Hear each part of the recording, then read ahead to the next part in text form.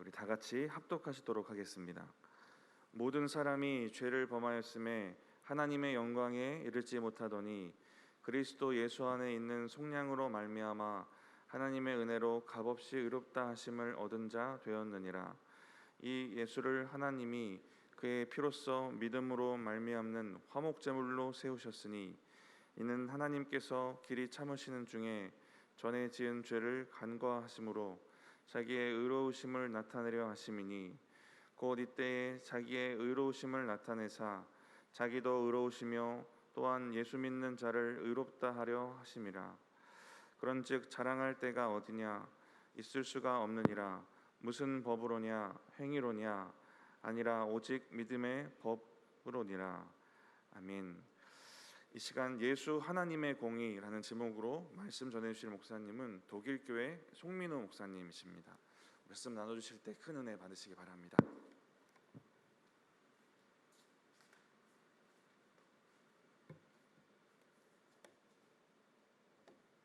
잠시 기도하겠습니다.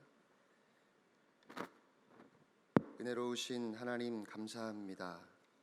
복된 시간 허락하시고 저희들의 발걸음을 인도해 주셔서 감사합니다. 이 시간 우리의 마음과 정성을 모아 하나님 앞에 예물을 드립니다. 은혜의 주님, 시험에서 건지시고 보호하시는 주님의 은혜 감사합니다.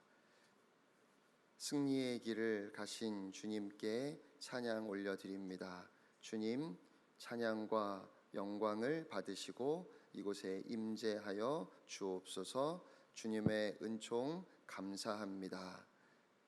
사랑하는 남편과 자녀들에게 은혜 더하여 주시기를 소원합니다. 아버지, 하나님 앞에 드리는 이 예물을 우리 주님께서 받아 주시옵소서.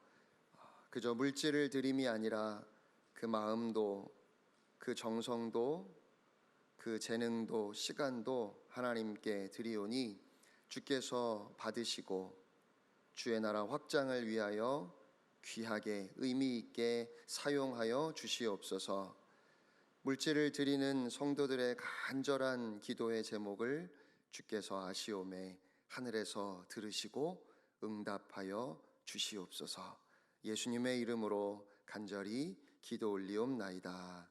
아멘. 아멘. 할렐루야. 반갑습니다. 고난주간 특별 새벽 기도회 오늘 넷째 날입니다. 지난 3일을 어떻게 보내셨는지 모르겠습니다. 예수 생명의 복음, 민족의 희망이라는 주제로 특별 새벽 기도회를 진행하고 있습니다.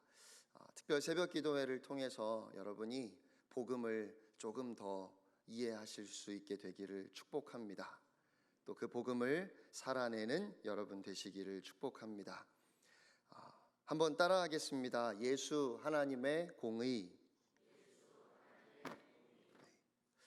성경 전체에서 가장 중요한 말씀을 하나만 꼽으라면 여러분은 어떤 말씀이 생각나십니까?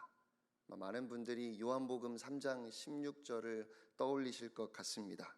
흔히 성경 66권을 한 절로 요약하면 요한복음 3장 16절이라고 이야기하죠. 저도 그 말씀을 정말 사랑합니다. 그런데 많은 설교자들과 많은 신학자들, 종교개혁자들, 청교도들, 또 우리가 이름을 알만한 찰스 스펄전이나 조나단 에드워드나 아니면 마틴 로이드 존스 같은 존경받는 설교자들이 성경 전체에서 가장 중요한 말씀으로 우리가 조금 전에 읽었던 로마서 3장 23절로 27절 말씀을 꼽았습니다. 왜냐하면 이 말씀이 복음의 핵심이기 때문입니다. 그들은 이 말씀을 가리켜서 복음의 심장이라고 그렇게 불렀습니다. 그래서 오늘 저는 새로운 설교가 아니라 많은 믿음의 선배들이 수없이 선포했던 이 복음에 대해서 여러분과 함께 다시 한번 생각해 보고 싶습니다. 23절 말씀을 함께 읽겠습니다. 시작. 모든 사람이 죄를 범하였음에 하나님의 영광에 이르지 못하더니. 여러분, 모든 사람입니다. 예외가 없습니다. 왜 모든 사람이 죄를 지을까요? 성경을 보면 죄인이기 때문에 그렇다고 말씀합니다. 사과가 열리니까 사과나무일까요? 사과나무니까 사과가 열릴까요? 헷갈리시나요? 원래는 사과나무가 아닌데 사과가 열리면 사과나무가 되는 겁니까? 원래 사과나무니까 사과가 열리는 겁니까? 후자지요. 네, 원래 사과나무니까 사과가 열리겠지요. 마찬가지입니다. 모든 인간은 죄인이기 때문에 죄를 지어요. 그냥 가만히 내버려 두면 죄를 짓습니다. 욕심 부리는 거, 짜증내는 거, 미워하는 거, 거짓말하는 거, 이런 건 배우지 않아도 너무 잘해요. 왜 그럴까요? 모든 사람이 다 죄인이기 때문입니다. 창세기 8장 21절입니다. 사람의 마음이 계획하는 바가 어려서부터 악함이라. 여러분, 제가 어려서부터 얼마나 힘들게 살았는지 몰라요. 제가 목사님 아들입니다. 그래서 착한 척 하느라고 너무 힘들었어요. 늘 믿는 척, 은혜 받는 척 하느라 참 힘들었습니다. 거기다 제가 또 선생님 아들이에요. 초등학교 2학년부터 5학년까지를 어머니랑 같이 등교했거든요. 그러니까 학교에서는 선생님 아들이라 또 착한 척 해야 되는 겁니다. 그런데 지금은 제가 목사입니다. 그래서 지금도 여러분 앞에서 착한 척 하느라 너무 힘들어요. 제가 원래 착한 사람이라면 착하게 사는 것이 전혀 힘들지 않아야지요. 제가 왜 힘들까요? 착하지 않은데 착한 척 하려니까 힘든 겁니다. 하나님의 말씀대로 사는 것이 쉽지 않지요. 오래 참으래요. 언제까지 참으라고 좀 이렇게 그렇게라도 말씀해 주시면 좋겠는데, 어떤 한계도 정하지 않으시고 오래 참으라고, 온유하라고, 늘 친절하라고, 자기의 유익을 구하지 말라고, 시기하지 말고, 교만하지 말라고. 얼마나 어려운지요. 왜 어려울까요? 우리가 다 죄인이기 때문에 그렇습니다. 문제는 그래서 우리가 하나님의 영광에 이르지 못한다는 겁니다. 누구도 하나님의 영광에 이를 수 없어요. 누구도 거룩하신 하나님 앞에 설 수 없다는 겁니다. 그렇게 우리는 다 멸망할 수밖에 없습니다. 우리는 다 죄인인데 죄의 결국은 죽음이기 때문입니다. 우리 인생의 끝은 죽음입니다. 여러분이 아무리 많은 것을 가지고 있고 그래서 나는 남부럽지 않게 살고 있습니다 라고 말하실지 몰라도 결코 행복할 수도 안전할 수도 없는 것은 이 죽음 때문입니다. 죽음은 우리의 모든 것을 다 빼앗아 갑니다. 죽음 앞에서 모든 것이 다 의미가 없어요. 그런데 24절 말씀입니다. 함께 읽겠습니다. 시작.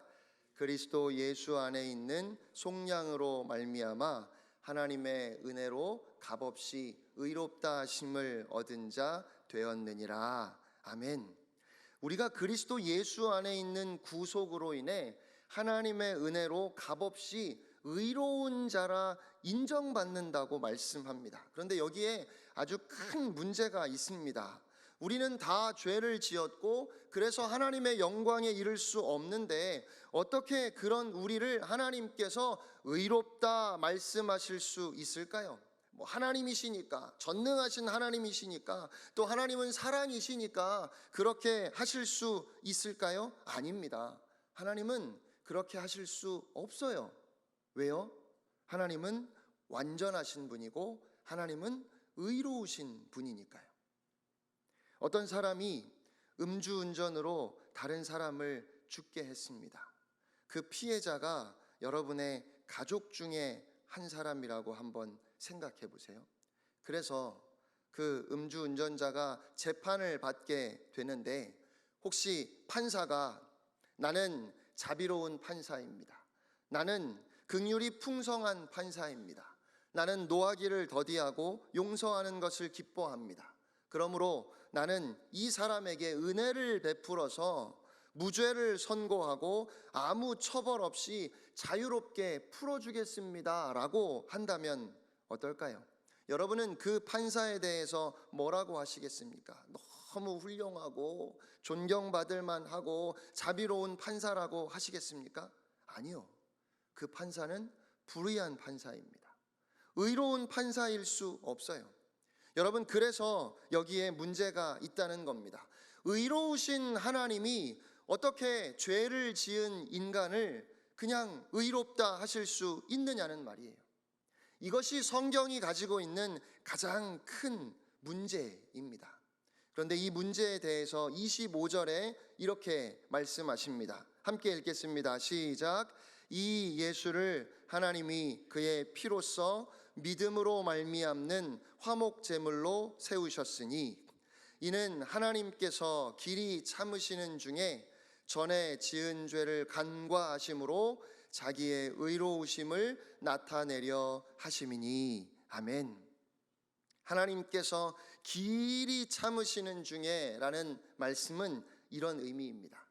하나님이 사람을 지으셨습니다. 그리고 에덴 동산에서 살게 하시면서 이 동산의 모든 나무의 열매를 마음대로 먹어도 좋다. 그러나 선과 악을 알게 하는 나무의 열매는 먹지 마라. 그것을 먹는 날에는 네가 반드시 죽을 것이다 하셨습니다. 그런데 아담과 하와는 하나님이 금하신 그 나무의 열매를 따 먹었지요. 그렇게 죄를 지었고 타락했습니다. 아담과 하와는 그 즉시 죽어야만 했습니다. 그런데 하나님께서 하나님의 공의를 그 순간에 완전하게 드러내지 않으셨습니다. 하나님이 참으시며 자비를 나타내셨습니다. 온 세상에 죄악이 가득함을 보시고 하나님이 홍수로 심판하셨습니다. 그런데 여기에 신학적인 문제가 있어요. 하나님은 노아도 심판하셨어야 합니다. 노아는 죄인이었습니다. 노아의 가족들도 다 죄인들이었어요. 그런데 하나님께서 노아를 살려주셨습니다. 하나님께서 또 참으시고 자비를 베푸셨습니다. 즉각적인 하나님의 공의를 시행하지 않으셨어요. 하나님이 아브라함을 부르셨습니다. 아브라함 역시 죄인이었습니다. 그런데 하나님께서 그를 친구라 하십니다. 하나님은 그의 자비하심 가운데 아브라함에게 복을 주셨어요. 사실은 하나님이 아브라함을 벌하셨어야 맞아요. 그런데 오히려 하나님께서 참고 또 참으시며 그에게 자비를 나타내셨습니다. 하나님이 이스라엘 민족을 부르셨습니다. 애굽에서 그들은 우상을 섬기던 자들입니다. 하나님께서 그들을 애굽에서 건져내 주신 이후에도 그들은 광야에서 우상을 쫓았어요. 정말 한결같이 하나님 앞에 원망과 불평만 쏟아내는 사람들입니다. 그들은 다 죽어야만 했습니다. 그런데 하나님께서 길이 참으시며 또다시 하나님의 자비를 나타내셨습니다. 하나님이 다윗을 택하여 부르셨습니다. 그런데 잘 아시는 것처럼 다윗은 간음을 행했습니다. 충성스러운 부하였던 우리아를 죽이고 그의 아내 밧세바를 취했습니다. 다윗은 당연히 하나님께 버림받았어야만 합니다. 하지만 하나님은 즉각적으로 하나님의 공의를 행하지 아니하시고 또 참으십니다. 우리는 성경 전체에서 이러한 이야기가 끊임없이 반복되고 있음을 볼 수 있습니다. 하나님께서 길이 참으시며 즉각적인 의를 행하지 않으심을 보게 됩니다. 마귀는 그 이름 그대로 정죄하는 자, 비난하는 자입니다. 마귀는 하나님의 백성을 고소하고 비난할 뿐만 아니라 하나님을 향해서도 비난합니다. 아담과 하와가 타락하던 날을 한번 생각해 보세요. 마귀는 하나님께 이렇게 소리쳤습니다. 하나님, 당신의 공의가 어디에 있습니까? 저들은 지금 즉시 죽어야 합니다. 노아, 그도 역시 죽어야 합니다. 방주는 있어서는 안 되고 하나님은 저들을 구원하시면 안 됩니다. 아브라함, 어찌 그를 하나님이 친구라고 부르십니까? 그는 거짓말쟁이입니다. 그의 아내를 위험에 빠지게 했습니다. 다윗, 그가 하나님의 마음에 드는 사람이라고요? 그는 살인자요 간음한 자입니다. 사탄은 계속해서 하나님을 향해 고소하고 또 비난합니다. 하나님, 당신이 공의로우신 분이라면 어찌 저들을 의롭다 하실 수 있습니까? 그런데 2000년 전에 하나님께서 그 질문에 대답하셨습니다. 26절 말씀입니다. 함께 읽겠습니다. 시작. 곧 이때에 자기의 의로우심을 나타내사 자기도 의로우시며 또한 예수 믿는 자를 의롭다 하려 하심이라. 아멘. 하나님께서 말씀하셨습니다. 저 십자가를 보라. 나의 아들이 저 십자가에서 나의 공의 아래 죽어가고 있다.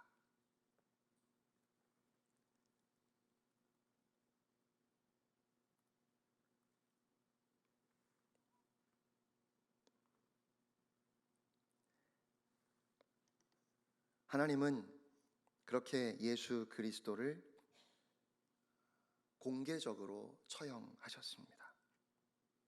그의 죽음은 내 백성의 모든 죄를 위한 것이다. 구약시대에 나의 이름을 처음으로 부른 사람부터 세상 끝날에 마지막으로 나의 이름을 부를 사람까지 그 모든 사람들을 위해 나의 아들이 죽임을 당하였다. 인류 역사의 그 중심에서 모든 사람이 십자가를 보기를 원하셨습니다. 하나님께서 왜 그렇게 하셨을까요? 하나님의 의를 나타내시기 위함이었습니다. 그리고 그것은 또한 예수 믿는 자들을 의롭다 인정하시는 분임을 나타내시기 위함이었습니다. 하나님은 공의로우신 분이시며 동시에 죄인을 의롭다 하실 수 있는 분이십니다. 왜냐하면 예수님께서 우리 모두를 위하여 공의로우신 하나님의 저주를 대신 받으셨기 때문입니다. 예수님이 우리를 대신하여 죽으셨기 때문입니다. 하나님이 독생자 예수 그리스도를 화목 제물로 내어주셨고 그 예수의 피를 믿을 때 우리는 값없이 은혜로 의롭다함을 받습니다. 여러분, 바로 이것이 복음입니다. 마태복음 27장을 보면 정오 12시부터 오후 3시까지 햇빛이 가장 강하게 내려쬐는 그 시간에 온 땅이 어둠으로 뒤덮이고 예수님께서 크게 소리 지르셨습니다. 엘리 엘리 라마 사박다니, 나의 하나님 어찌하여 나를 버리셨습니까? 그런데 여러분, 복음서를 보시면 예수님은 한 번도 하나님을 하나님이라고 부르신 적이 없어요. 늘 아버지라고 부르십니다. 왜 예수님이 아버지가 아니라 나의 하나님이라고 이렇게 부르셨을까요? 그 이유는 예수님이 지금 아들이 아니라 우리 모든 죄인들을 대표하여 말씀하셨기 때문입니다.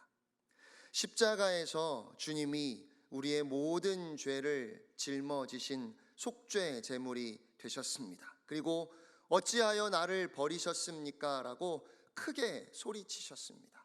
숨을 한번 들이쉬는 것조차 너무 고통스러운 그 십자가 위에서 하나님이 예수님을 버리셨다는 사실을 크게 소리쳐 말씀하셨습니다.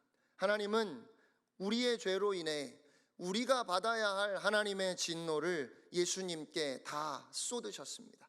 그렇게 예수님을 우리 대신 버리셨습니다. 왜냐하면 우리를 사랑하셨기 때문입니다. 죄가 없으신 예수님이 우리의 모든 죄값을 대신 치르셨습니다. 베드로전서 2장 24절입니다. 친히 나무에 달려 그 몸으로 우리 죄를 담당하셨으니 이는 우리로 죄에 대하여 죽고 의에 대하여 살게 하려 하심이라. 또 베드로전서 3장 18절입니다. 그리스도께서 단번에 죄를 위하여 죽으사 의인으로서 불의한 자를 대신하셨으니 이는 우리를 하나님 앞으로 인도하려 하심이라. 아멘. 여러분, 이것이 십자가 복음입니다. 복음은 하나님의 능력입니다. 우리의 모든 죄를 다 용서하시고 우리를 의롭다 하시는, 우리를 구원하시는 하나님의 능력입니다. 예수님께서 십자가 위에서 우리를 대신하여 나의 하나님, 나의 하나님 어찌하여 나를 버리셨습니까? 라고 그렇게 외치셨기 때문에 오늘 이 새벽에 우리가 다 같이 하나님 앞에 이렇게 고백하고 싶습니다. 한번 따라하겠습니다. 나의 아버지, 나의 아버지, 어찌하여 나를 이렇게 사랑하십니까? 예수님이 우리를 대신하여 버림받으셨기 때문에 우리는 절대로 하나님께 버림받지 않습니다. 저주는 끝났습니다. 더 이상 사망이 우리를 다스릴 수 없습니다. 모든 두려움이 사라졌습니다. 예수님이 승리하셨고 예수 생명이 우리에게 값없이 은혜로 주어졌습니다.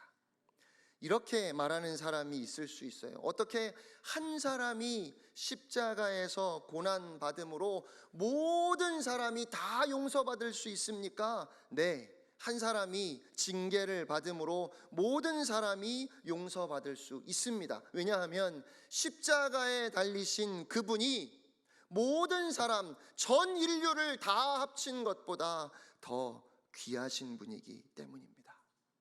그러면 이제 우리는 어떻게 살아야 할까요? 27절 말씀을 함께 읽겠습니다. 시작.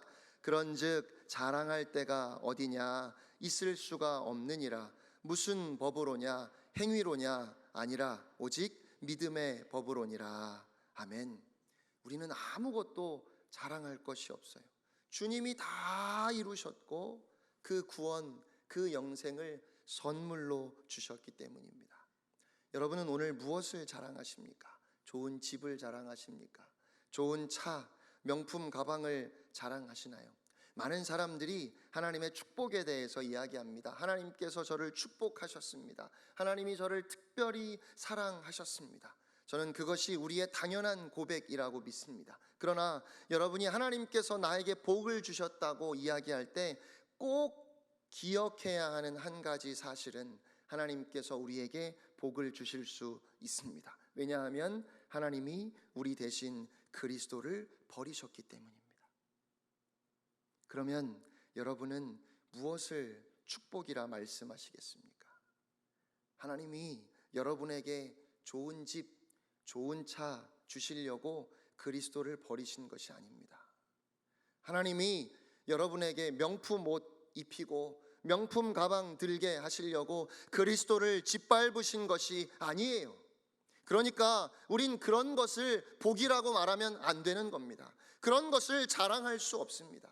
하나님께서 그리스도를 버리심으로 우리에게 주고자 하셨던 그 복은 예수 생명의 복인 줄로 믿습니다.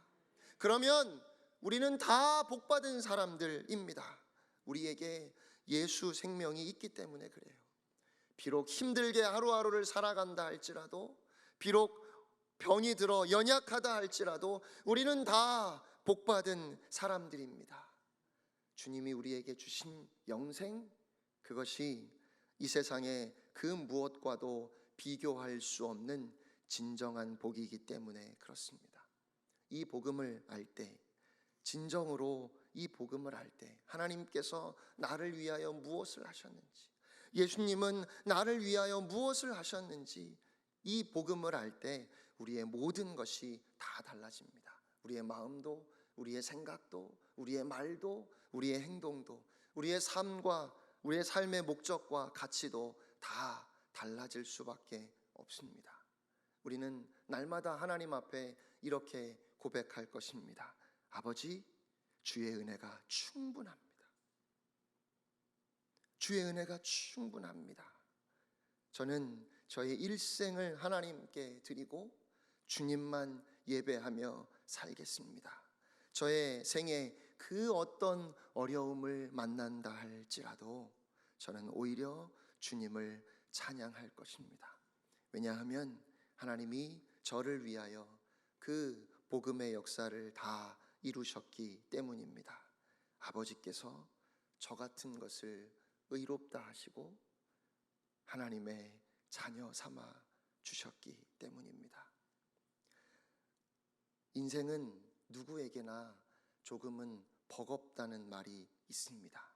목사님 많이 버거운데요? 이렇게 말씀하고 싶으신 분들도 계실 것 같아요. 하루하루의 삶이 만만치 않습니다. 불확실하고 문제투성이인 삶에 맞서서 우리가 어떻게 승리할 수 있을까요? 저는 길은 딱 하나라고 믿습니다. 복음을 알아야 합니다. 모든 축복은 복음에서부터 시작됩니다. 혹시 지금 정말 힘들고 어려운 상황을 통과하시면서 하나님이 진짜 나를 사랑하실까? 하나님이 정말 나를 사랑하실까? 그 마음에 의심이 드는 분이 계시다면 이 시간 다시 십자가를 바라보십시오. 우리 하나님께서 누구도 부인할 수 없는 가장 확실한 방법으로 십자가에 그 아들을 내어주실 만큼 우리를 사랑하신다는 것을 확증하셨습니다. 우리는 그리스도 예수 안에 있는 속량으로 말미암아 하나님의 은혜로 값없이 의롭다 하심을 얻은 자 되었습니다. 이제 우리는 이 십자가 복음만 자랑하며 살 것입니다. 이번 고난주간 특별 새벽 기도회를 통해서 복음을 더 깊이 알고 이제 그 복음을 살아내는 여러분이 되시기를 주님의 이름으로 축원합니다. 우리 함께 찬양하겠습니다.